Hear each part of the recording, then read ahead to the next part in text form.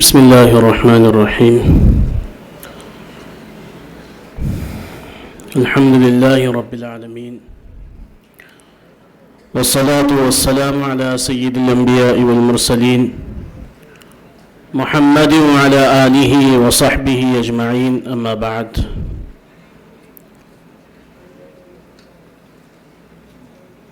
شہر لاتور کے اس عظیم الشان پروگرام کو منعقد کرنے والے ہمارے بزرگ محترم جناب معز بھائی شیخ صاحب اور الطاف شیخ صاحب اور ان کی پوری ٹیم،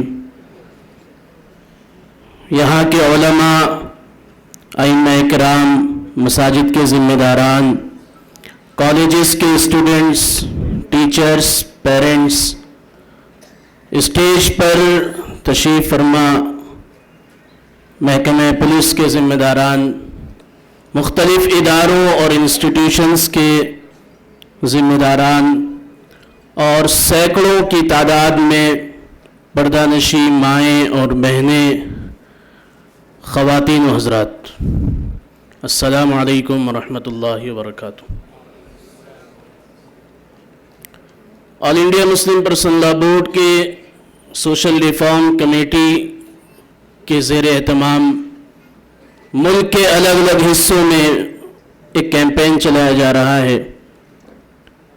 اس کیمپین کی بنیادی تھیم یہ ہے کہ ہم پورے ملک میں یہ پیغام پہنچائیں کہ ہمارا مذہب ہمیں جو سبق دیتا ہے ان بنیادوں کو ہم مضبوطی کے ساتھ تھامیں، ہم ایک بہترین انسان بن کر اس ملک اور اس سماج کی ترقی کا ذریعہ بنیں۔ جس موضوع پر ہم اور آپ یہاں پر جمع ہوئے ہیں، اس پر تفصیلی گفتگو کی جائے گی اور سوال و جواب کا سلسلہ بھی، میں بار بار یہ بات کہتا ہوں ہر پروگرام میں کہ مجمع سے لوگ سوال نہیں کرتے ہیں تو بولنے والے کو یہ محسوس ہوتا ہے کہ اس نے سب کچھ کہہ دیا ہے، جبکہ حقیقت یہ ہے کہ جب تک سننے والے بات کو سمجھے نہ اور پوچھے نہ، تب تک بولنے والا بولنے کا حق نہیں ادا کر سکتا۔ اس لیے آپ سوال بھی کر سکتے ہیں، جو باتیں آپ کو نہ سمجھ میں آئیں آپ پوچھ سکتے ہیں۔ دیکھیے، ہم اور آپ انسان ہیں، پھر ہم میں سے سب کے اپنے اپنے نظریے، اپنی اپنی سوچ ہے، اور ہم سب زیادہ تر یہاں پر مذہب اسلام کو ماننے والے ہیں۔ مذہب اسلام نے ہمیں سب سے پہلا سبق اور سب سے پہلا درس جو دیا ہے، قرآن مقدس کی سب سے پہلی آیت اور پہلی وحی جو نازل ہوئی ہے، وہ اقرأ بسم ربک الذی خلق خلق الانسان من علق، سورہ علق کی شروع کی 5 آیتیں یہ سب سے پہلی وحی ہے، جس میں اس شخص کو پڑھنے کے لیے کہا جا رہا ہے جس کو ہماری زبان میں امی کہا جاتا ہے، یعنی جو کبھی کسی کالج میں، کسی اسکول میں، کسی مدرسے میں نہیں گیا۔ اللہ رب العزت نے جب اس کو میسنجر اور پروفیٹ اور اپنا نبی بنانے کا فیصلہ کیا تو سب سے پہلا حکم جو نازل ہوا وہ جبریل نے آ کر کہا، اقرأ بسم ربک الذی خلق، اے محمد آپ پڑھیے۔ آج کے اس پروگرام کا جو موضوع ہے نسل کی تعلیم، تو تعلیم کی بنیادیں اور ان کی جڑوں تک اگر ہم پہنچنا چاہتے ہیں تو ہمارے سامنے قرآن مقدس کا یہ پیغام ذہن میں رہنا چاہیے کہ جب ہمارے نبی محمد عربی صلی اللہ علیہ وسلم کو سب سے پہلا حکم تعلیم کا دیا جاتا ہے تو ہم مسلمانوں کو اور اس ملک کے باشندوں کو اور سارے جہان کے لوگوں کو یہ طے کرنا چاہیے کہ ہم چاہے بھوکے رہیں یا ہمارے پاس پہننے کے لیے پورے کپڑے نہ ہو، چاہے ہمارے گھر میں فاقے کی نوبت ہو، چاہے ہمارے چھت کچے ہو، لیکن ہم اپنے بچوں کو تعلیم ضرور دلائیں گے انشاءاللہ۔ ہم اپنے بچوں کو جاہل چھوڑ کر اس دنیا کے تاریکی اور اندھیری کے حوالے نہیں کر سکتے۔ ہمیں اپنے بچوں کو پڑھا لکھا کر انسان بنانا ہے، اور تعلیم کا لازمی نتیجہ تربیت ہے۔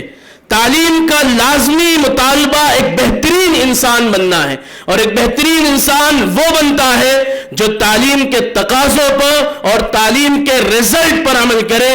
صرف ڈگریز حاصل کرنے کے لیے اگر کوئی پڑھنا چاہتا ہے تو قرآن مقدس نے فرمایا مثل الذین حملوا التوراۃ، ان لوگوں کی مثال جن کے پاس بہت ساری ڈگریاں ہیں، تورات اور بائبل جیسی کتابیں جنہوں نے زبانی یاد کر رکھی ہیں، ان گدھوں کی طرح ہے کہ جنہوں نے اپنے پیٹھ پر کتابوں کے بوجھ لاد رکھے ہیں، لیکن ان کتابوں کے اندر انہیں ہیومنٹی کا، انسانیت کا اور مانوتا کا جو سبق دیا گیا ہے، انہیں بہترین انسان بننے کے لیے جو حکم دیا گیا ہے، وہ اس کو فالو نہیں کرتے، تو ان کی مثال گدھوں کی طریقے سے ہے۔ اس لیے جب ہم انسٹیٹیوشن قائم کرتے ہیں، جب ہم ادارے بناتے ہیں، تو ان کا بنیادی مقصد ایک بہترین انسان بنانا ہوتا ہے۔ اس انسان کو ہم کریٹ کرتے ہیں جو اپنی زمین سے، اپنے بھارت کے دیش سے، اپنی اس مٹی سے، اپنی اس سنسکرتی اور اپنی اس تہذیب اور اپنی اس ثقافت سے محبت کرتا ہے، اس پر عمل کرتا ہے، اور اپنی زندگی کے آخری سانس تک اس کے رب نے، اس کے ایشور نے، اس کے پروفٹ اور میسنجر نے اور اس کے اس ملک نے اس سے جو ڈیمانڈز کیے ہیں، ان مطالبات اور ان ڈیمانڈز کو وہ پورا کرنے کی کوشش کرتا رہتا ہے۔ یہ ہمارا مقصد ہے، یہ ہمارا مذہبی حکم ہے۔ ہم کسی کی مجبوری میں یہ بات نہیں کہہ رہے ہیں، یہ ہمارے مذہب نے ہمیں سکھایا ہے۔ ہمیں ہمارے مذہب نے بتایا ہے کہ ہمیں اپنے بچوں کو بہترین تعلیم کے ساتھ ساتھ ایک شاندار انسان بنانا ہے، ایک ایسا انسان کہ جو آنیسٹ ہو، ایک ایسا انسان کہ جو سماج میں نکلے تو سچ اس کی جانب سے نکلے، ایک ایسا انسان جب وہ لوگوں سے معاملات کرے، بزنسز کرے تو دھوکہ نہ دے، ایک ایسا انسان کہ جب وہ لوگوں کے ساتھ رہن سہن کرے تو ان کو تکلیف نہ پہنچائے، ایک ایسا انسان جو ہیپوکریٹی اور ہیپوکریسی کو فالو نہ کرے، بلکہ جیسا قرآن چاہتا ہے کہ ہر انسان اپنے دل کے اندر سے نفاق اور ہپوکریسی کا خاتمہ کر کے سچائی اور ایمانداری کی زندگی گزارے، قرآن کا یہ مطالبہ ہے اور اس تعلیم کا یہی مقصد ہے۔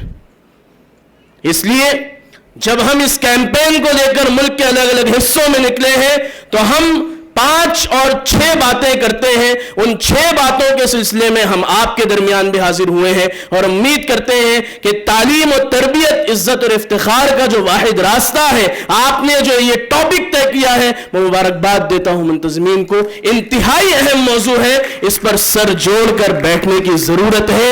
ہمیں یہ بتانا پڑے گا اپنے نوجوان نسل کو، اپنی ماں اور بہنوں کو، اپنی بچیوں کو، کہ ہم آپ کو اس لیے نہیں پڑھا رہے ہیں کہ آپ نوکر بن جائیں، ہم آپ کو جاب دینے والا بنانا چاہتے ہیں، ہم آپ کو نوکر بنانا نہیں چاہتے۔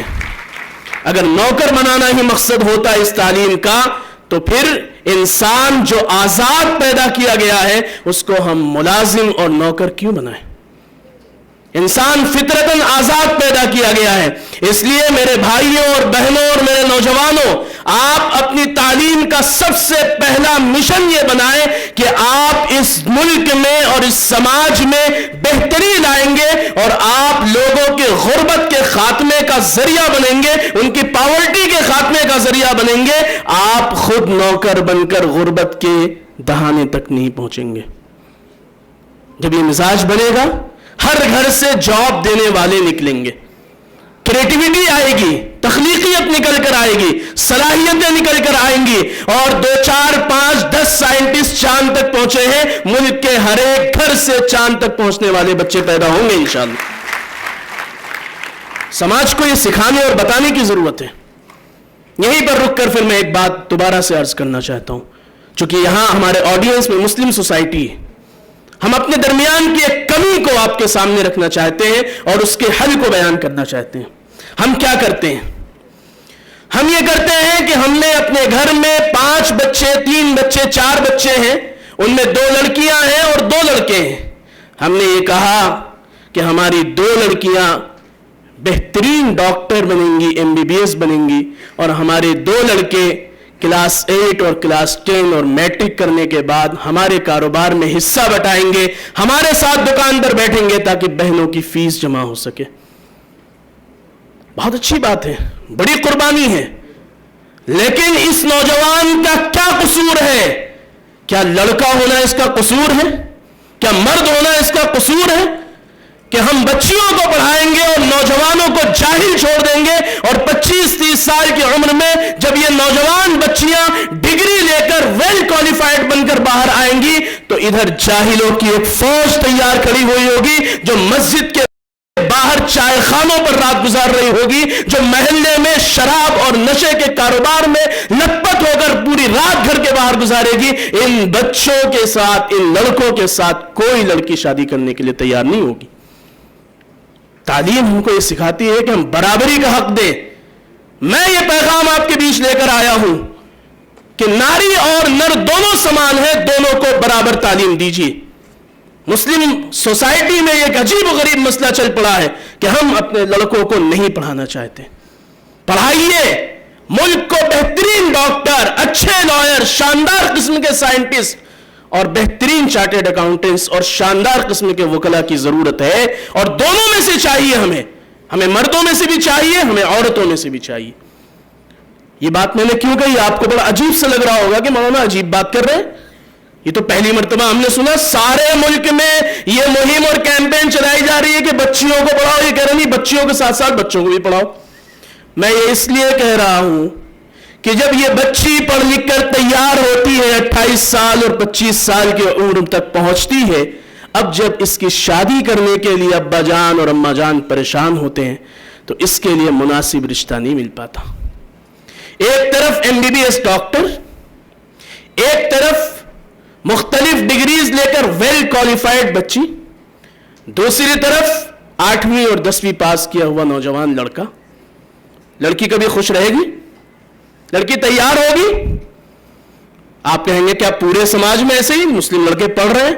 मैं कह रहा हूं हाँ, पढ़ रहे हैं, लेकिन जो नौजवान पढ़कर आ रहे हैं वो अपनी तालीम पर 1 से 1.5 करोड़ खर्च करने के बाद जिस दिन शादी का प्रपोजल आता है तो वो ये कहते हैं कि अब्बा सब कुछ ठीक है, लेकिन लड़की वालों से कहिए कि मुझे बेहतरीन 4 व्हीलर चाहिए, मुझे 1 करोड़ रुपए जहेज में चाहिए। मैं जिस खामी और खराबी का जिक्र कर रहा हूं वो ये है, ये कैश कराना चाहता है लड़की वालों से, और शादियों के नाम पर हमने मेगा सेलिब्रेशन का सिलसिला शुरू किया हुआ है। करोड़ों रुपए हम खर्च कर रहे हैं शादियों में। जो पैसा हमें एजुकेशन में इन्वेस्ट करना चाहिए था, जो पैसा हमें अपने महल्ले के 5 गरीब बच्चों को गोद लेकर उनके स्कॉलरशिप का इंतजाम करके, उनको स्पॉन्सर करके हर घर से एक बेहतरीन डॉक्टर, शानदार किस्म का वकील और एक बेहतरीन साइंटिस्ट निकालने की कोशिश करनी थी, हमने उस 1 से 1.5 करोड़ रुपए को एक रात में किसी फंक्शन हॉल में जाय कर दिया। और उसका नतीजा यह हुआ कि फंक्शन हॉल से निकलते हुए 2 बड़े मियां एक दूसरे को ये कहते हैं कि सब कुछ ठीक था लेकिन डिजर्ट में एक चीज कम थी। सब कुछ ठीक था लेकिन सालन बहुत तीखा हो गया था। यह हमारी कमाई की तबाही और बर्बादी है जो इस तालीम का बिल्कुल भी नतीजा नहीं। ये तालीम हमें सिखाती है कि हम किफायत शारी पैदा करें। ये तालीम हमें सिखाती है कि हम पैसों को सही जगह इन्वेस्ट करें। लिहाजा मुसलमानों, मैं आपसे गुजारिश करना चाहता हूं, अपनी शादियों पर कंट्रोल कीजिए, शादी के फजूल खर्चियों को रोक लीजिए, उस पैसे को बचाइए। आप अपनी नस्ल और अपने जनरेशन के लिए पैसा छोड़ कर जाइए। हलाल तरीके से कमाया हुआ पैसा आपके नस्ल के काम आएगी। और याद रखिए, हालात जिस तरफ जा रहे हैं, जिस तरह से पूरा मुल्क, बहुत माफी के साथ 94% मुल्क के बाशिंदे लाभार्थी बनते चले जा रहे हैं, सरकार की स्कीमों के मोहताज बनते चले जा रहे हैं, ऐसे में हमें और आपको अपनी नस्ल के लिए, अपने जनरेशन के लिए पैसा छोड़कर जाना होगा, वरना उनकी फाका कुशी उनसे सुसाइड भी कराएगी, उनको एडिक्शन का हिस्सा भी बनाएगी, उनसे नशे भी करवाएगी और उनसे चोरी भी करवाएगी।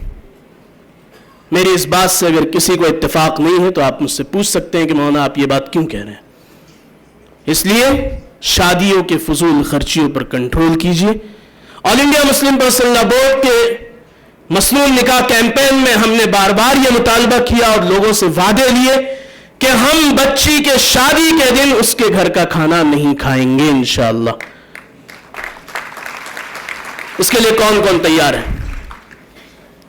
کسی بھی محلے کی بچی کی شادی ہوگی مسجد میں آسانی کے ساتھ نکاح کریں گے. سنت کے مطابق چھہارے تقسیم ہوں گے. عصر کے بعد نکاح ہو, مغرب کے بعد رخصتی ہو جائے.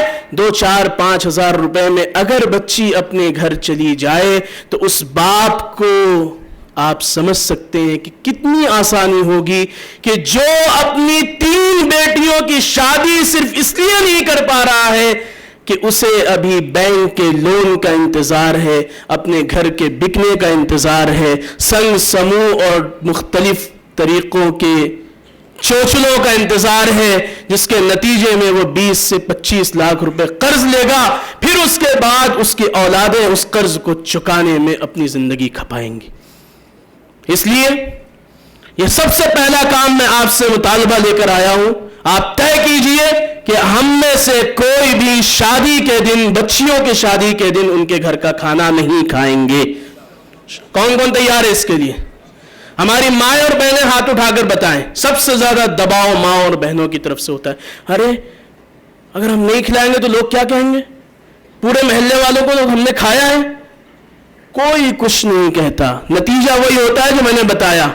1-1.5 کروڑ روپے خرچ ہونے کے بعد وہی نتیجہ ہوتا ہے جو میں نے آپ سے عرض کیا ہے. اس لیے اگر سماج کو آپ بچانا چاہتے ہیں غربت سے, اگر آپ سماج کو برائیوں سے بچانا چاہتے ہیں تو شادی جلدی کیجئے, کم خرچ کے ساتھ کیجئے, اور شادی کے نام پر ہونے والے ہر قسم کے خرافات اور برائیوں پر پابندی لگائیے. یہ تعلیم کا لازمی نتیجہ ہے جو تربیت کا حصہ ہے, جس سے ہم سماج کو ڈیولپ کر سکتے ہیں, اس کا اسٹیٹس ہم بڑھا سکتے ہیں, اور سماج کے غریب سے غریب آدمی کو ہم اپنے برابر لا کر کھڑا کر سکتے ہیں. یہ محمد الرسول اللہ صلی اللہ علیہ وسلم کا پیغام ہے جو ہم آپ کے درمیان لے کر آئے.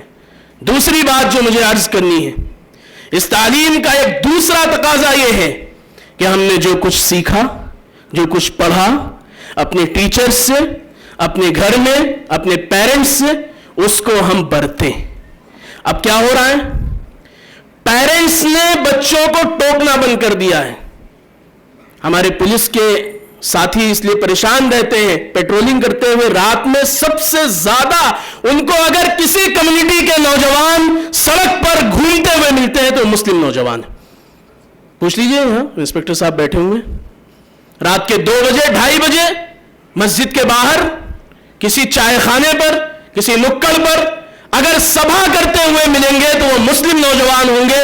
اور مسلم نوجوانوں, رات کے 2-2:30 بجے تک اگر تم اپنے گھر کے باہر رہو گے تو اگلی صبح جب سورج کو وٹامن ڈی دینے کے لیے اللہ نے بھیجا ہوگا, اور جب سورج تمہارے بدن کو اپنی طرف متوجہ کر رہا ہوگا کہ آؤ وٹامن ڈی لے لو تاکہ تم بلڈ پریشر, شوگر اور الگ الگ قسم کی بیماریوں سے بچ جاؤ, تو تم اپنے بستروں میں سو رہے ہوگے, 11 بجے آنکھ ملتے ہوئے اٹھو گے, اور 2 بجے 3 بجے تم گھر سے نکلو گے. تو تمہارے اندر کریٹیوٹی کہاں سے آئے گی؟ تم سماج کے لیے کیا کر پاؤ گے؟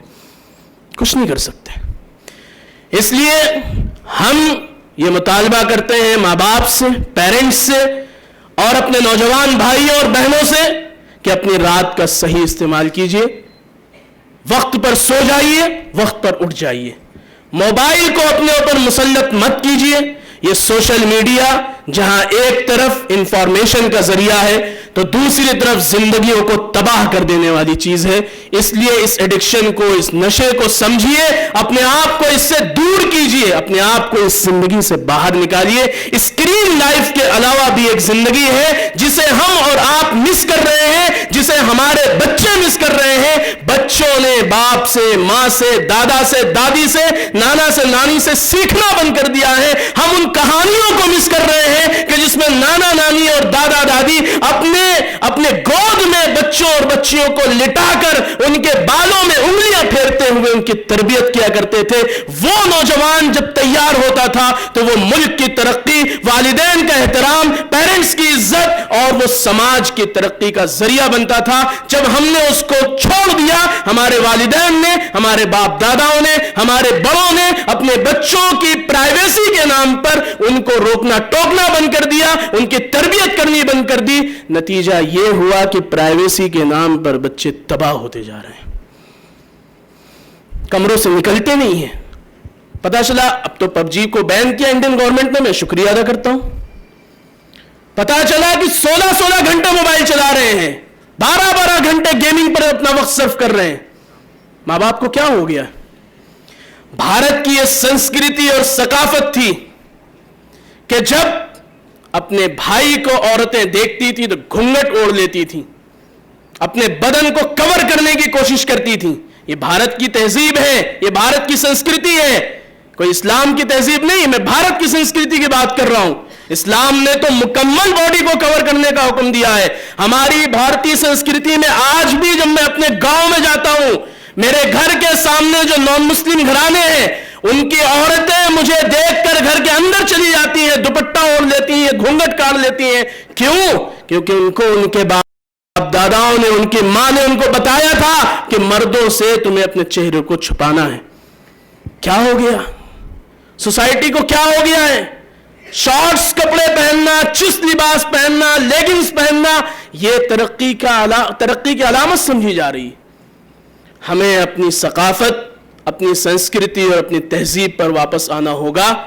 ہمیں یہ پھٹی ہوئی جینس، جو رپڈ جینس آج کل پہنے جا رہے ہیں، یہ جو عجیب و غریب قسم کے ہیئر کٹس ہیں، ادھر چھپکلی بنا لی ہے، ادھر کچھ اور بنا لیا ہے، یہاں سے کچھ اور کٹ کر لیا ہے، یہ شریفوں کا طریقہ نہیں ہے. نہ ہمیں یہ اسلام سکھاتا ہے، نہ یہ ہمارے ملک کی سنسکرتی ہے. اس لیے اس کیمپین کے ذریعے سے ہم آپ سے یہ مطالبہ کرتے ہیں کہ ہم اپنے گھروں میں اپنی بچیوں اور اپنے بچوں کو یہ بات سکھائیں اور سمجھائیں کہ اسلام نے انہیں جو تعلیم دی ہے وہ اس تعلیم پر عمل کریں گے اور اپنے بدن کو کور کریں گے. اور نوجوان لڑکے ایسے ہیئر کٹس نہیں رکھیں گے کہ جس سے ان کو دیکھ کر انسان کم جانور زیادہ میں آتا ہے. اس کے لیے کون کون تیار ہے؟ ہاتھ اٹھائیں، اعلان کریں اور وعدہ کریں کہ ہم اپنے گھروں میں اپنے بچوں کی اچھی تربیت کریں گے انشاءاللہ. تیسری بات جو مجھے عرض کرنی ہے، 5 باتیں کہنی ہے، تیسری بات پر آ رہا ہوں. تیسری بات جو مجھے عرض کرنی ہے وہ بھی مسلم سوسائٹی سے ہے. مسلم سوسائٹی نے اپنی مسجدوں کو صرف عبادت گاہ بنا کر رکھ دیا ہے. 5 وقت کی نماز پڑھنے کے بعد مسجد بند. ملت کے پیسوں سے تیار شدہ اس عمارت کو خدا کے واسطے دعوتی، فلاحی اور کمیونٹی سینٹر بنائیے، اس کو چیریٹی کا ذریعہ بنائیے، اس کو اسپانسرشپ کا ذریعہ بنائیے. اپنی مسجدوں سے نفرت کے خاتمے کا اعلان کیجئے، اپنی مسجدوں کے دروازے سب کے لیے کھول دیجئے. روز وزٹ کرائیے، روز وزٹ کرائیے مسجدوں میں. اپنے محلے کے اپنے رامپال اور گوپال اور شرما جی اور ورما جی کو بلائیے اور کہیے آئیے چلتے ہیں، ہم آپ کو اپنی عبادت گاہ میں لے جاتے ہیں، مسجد میں لے جاتے ہیں، آئیے دیکھیے ہمارے یہاں مسجد میں کیا ہوتا ہے. تو سماج کے وہ دو چار ناسور قسم کے لوگ جو ہندو اور مسلموں کو لڑانے کی کوشش کرتے ہیں، آپ کی مسجد سے، آپ کے اپنے جیب کی کمائی سے 100 روپے اور 200 روپے جو آپ نے اپنی مسجد کو دیے ہیں، اور اس فنڈ سے مسجد والوں نے محلے کے ایک غریب بچے کو اٹھا کر اس کے مکمل تعلیم کا اپنے ذمہ انتظام لے لیا، اور وہ بچہ پڑھ کر ہائی کورٹ اور سپریم کورٹ کا وکیل بن گیا. وہ بچہ پڑھ کر ایمس میں سیٹ حاصل کر کے ڈاکٹر بن گیا. وہ بچہ پڑھ کر ملک کے کسی عدالت کا جج بن گیا. جب اس بچے کے سامنے، اس جج، اس وکیل اور اس ڈاکٹر کے سامنے کوئی غریب، کوئی دکھیاری، کوئی بڑھیا، کوئی پریشان حال پہنچے گا، وہ یاد کرے گا کہ جب میرے پاس کچھ نہیں تھا تو مجھے مسجد نے اسپانسر کیا تھا. وہ انصاف کو زندہ کرے گا، وہ آپ کے جیبوں کو نہیں کاٹے گا. وہ مریض کو تڑپتا ہوا وہ نہیں دیکھ سکتا کہ ابھی فیس نہیں آئی ہے، جاب پراپرٹی کے کاغذات لا کر یہاں رکھو تب جا کر آپریشن شروع کریں گے. نہیں، آپ کی مسجد نے اس کو تیار کیا ہے، یہ کام کرنے کا ہے. اس کے لیے کون کون تیار ہیں؟ انشاءاللہ مسجد کے علماء یہاں بیٹھے ہوئے ہیں، ائمہ اکرام بیٹھے ہوئے ہیں، ذمہ داران بیٹھے ہوئے ہیں. اپنی مسجدوں کے دروازوں کو کھولیے، چیریٹی سینٹر بنائیے، محلے کے غریبوں کی لسٹ بنائیے، مسجد سے 4 لوگ 5 لوگوں کا ایک گروپ نکلے، گشت کرے، گھر گھر دروازے کھٹکھٹا کر پوچھے کہ اماں پچھلی رات آپ کے ہاں چولہا جلا تھا کہ نہیں جلا تھا؟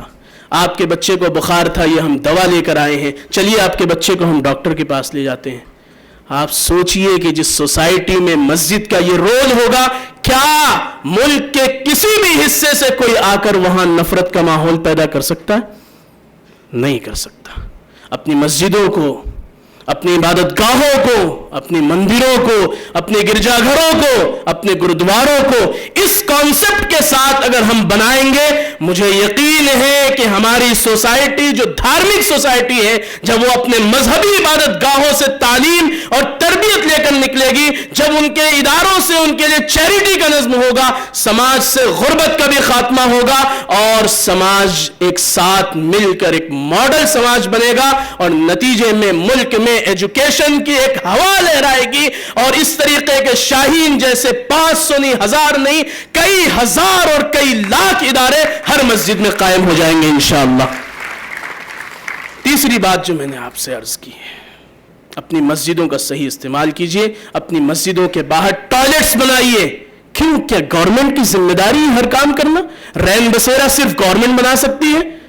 کمیونٹی کے لیے سلبھ شوچالے صرف گورنمنٹ بنا سکتی ہے؟ ملت کے پیسے جب میری جیب میں اور میں کسی مسجد کا ذمہ دار ہوں تو کیوں میں اپنی مسجد کے باہر ایک بہترین ٹوائلٹ اور ایک شاندار واش روم اس محلے اور اس پڑوس کے آنے والے ہر ایک شخص کے لیے، مسافر کے لیے، چاہے اس کا کمیونٹی کچھ بھی ہو، چاہے اس کا ریلیجن کچھ بھی ہو، ہم کیوں نہیں بنا سکتے؟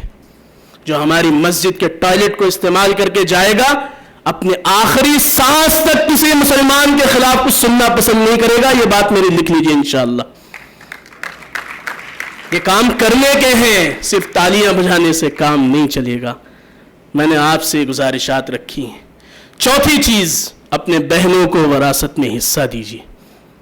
اپنے بہنوں کو وراثت میں حصہ دیجیے. قرآن مقدس نے جتنی اہمیت کے ساتھ وراثت کے حکم کو بیان کیا ہے، نماز اور زکوٰۃ کے بعد کسی دوسرے حکم کو اتنی اہمیت سے نہیں بیان کیا. پورا ایک پیج آیا، اللہ نے وراثت کے حصوں کو بتایا ہے. اور ہم کیا کرتے ہیں؟ بھائی صاحب وہ جہیز میں ہم نے بس بچی کو دے دیا، اب تو اس کی وراثت ہو گئی. بھائی صاحب ہم نے اس کی فیس میں استعمال کر دیا. 4 بھائی مل کے سازش کر رہے ہوتے ہیں کہ بہن کو وراثت سے محروم کیسے کیا جائے.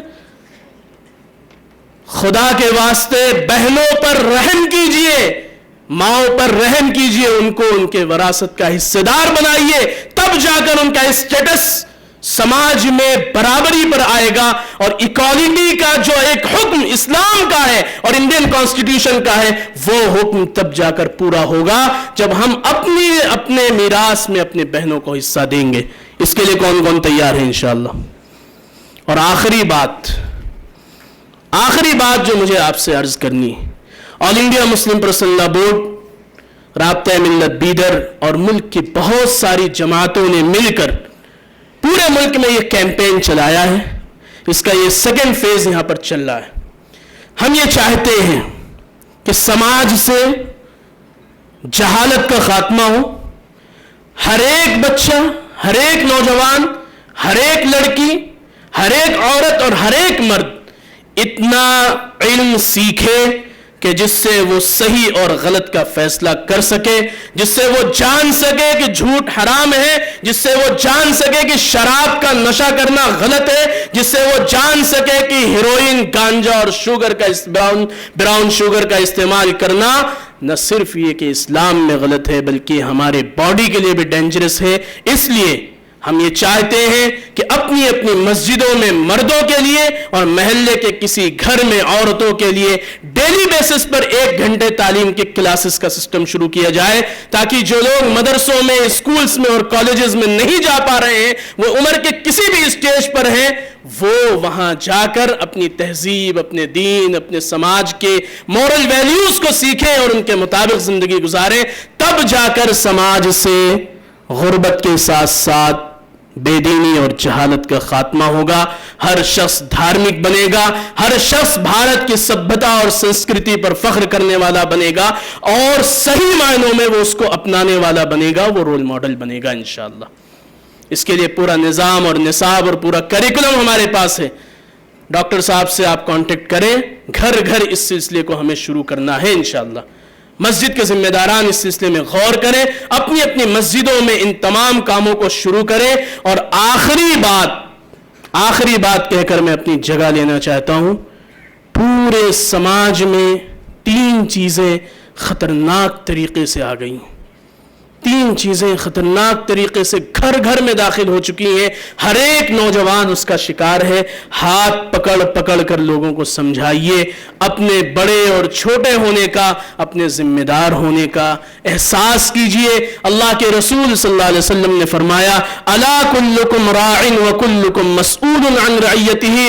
سنو، تم میں سے ہر ایک ذمہ دار ہے اور تم سے تمہاری ذمہ داری کے بارے میں سوال کیا جائے گا. سورگ اور نرک کا، جنت و جہنم کا فیصلہ حساب و کتاب کے بعد ہوگا. اس لیے مہاراشٹر میں بہت بڑا مسئلہ ہے، ملک کے الگ الگ حصوں میں تو ہے ہی ہے، مہاراشٹر میں ایک بہت بڑا مسئلہ وہ ہے نشہ. نوجوان تیزی کے ساتھ نشے کا شکار ہو رہے ہیں. ہاتھ پکڑ کر ان کو روکیے، ان کو سمجھائیے، ان کو اس ایڈکشن سے باہر لائیے. سماج کے نوجوانوں کو تعلیم سے آراستہ کیجئے، ان کو سکھائیے کہ ان کے والدین کے بڑے حقوق ہیں ان کے اوپر. وہ اپنے پیرنٹس کو اولڈ ایج ہوم میں بھیجنے کے بجائے جیسے بچپن میں ان کے والدین نے ان کو، جب وہ چلنا نہیں جانتے تھے، بولنا نہیں جانتے تھے، کھانا نہیں جانتے تھے، ان کو پیمپر پہنا کر اپنے اوپر ان کا پیشاب اور پاخانہ کروا کر ان کو پالا ہے. بڑھاپے میں اولڈ ایج ہوم میں بھیج کر ہم کس سنسکار اور کس سنسکرتی پر ہم فخر کرتے ہیں؟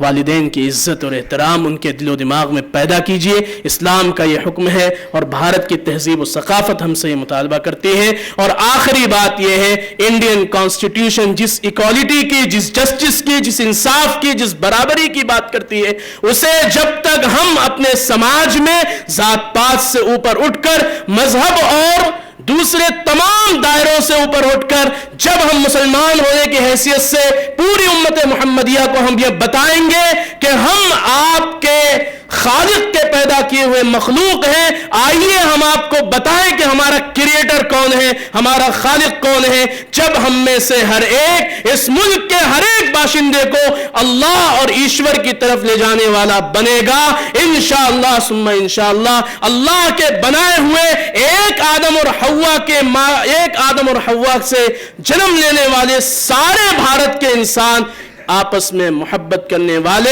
نفرت کا خاتمہ کرنے والے، پروپیگنڈوں سے لڑنے والے، غربت سے لڑنے والے، غریبی اور کمزوری اور جہالت سے لڑنے والے بنیں گے. یہ ہمارا پیغام ہے. اس کیمپین کو ہم آپ کے درمیان لے کر آئے ہیں. اللہ رب العزت آپ سب کے یہاں آنے کو قبول فرمائے اور ہم نے جو باتیں عرض کی ہیں اس پر عمل کرنے کی توفیق عطا فرمائے. اخیر میں ایک مرتبہ پھر ہم یہاں کے آرگنائزرز کا بہت شکریہ ادا کرتے ہیں اور امید کرتے ہیں کہ یہ جو بھیڑ آئی ہے، یہ جو مجمع آیا ہے، یہ صرف آنا جانا کھانا اور پینے کے حوالے نہ ہو جائے، بلکہ جو باتیں عرض کی گئی ہیں اس پر عمل کرنے. اللہ رب العزت آپ سب کو اس کا بہترین بدلہ دے. آمین یا رب العالمین. وآخر دعوانا ان الحمد للہ رب العالمین.